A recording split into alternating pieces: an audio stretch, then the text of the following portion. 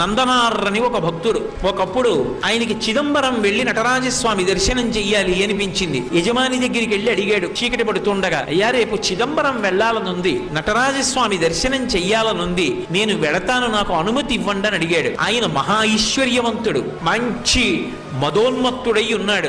ఎందుకు పంపించాలి పాలేరుని, వీడితో పని చేయించాలి తప్పనుకున్నాడు. తప్పకుండా వెళ్ళు, ఆ ఒక్క మాటే వినపడింది నందనారికి. సంతోషపడిపోయాడు. ఆయన అన్నాడు, ఇవాళ రాత్రి మనకున్నటువంటి 500 ఎకరాల పొలాన్ని నాగలి పట్టి దున్ని, విత్తనాలు చల్లి, పంట పండించేయి, కోత కోసేయి, గడ్డి తీసుకెళ్లి వాము వేసేయి, ధాన్యాన్ని అంతటినీ కూడా దులిపేయి, ధాన్యాన్ని బస్తాలకెత్తేయి, ధాన్యాగారాలకి తీసుకురా, అంతా కూడా శుభ్రంగా సంరక్షణ చేయి, పంట పొలంలో మళ్ళీ ఎక్కడా ఒక్క గడ్డి పరక లేకుండా తీసేయి, చిదంబరం వెళ్ళిపో అన్నాడు. ఆయనకి ఇవన్నీ వినపడలేదు, ముందు వెళ్ళిపో అన్న మాట వినపడింది. సంతోషపడిపోయాడు. తర్వాత ఇవన్నీ వినపడ్డాయి. అలాగే అన్నాడు, వెళ్ళిపో అన్నాడు కదా అన్న సంతోషం.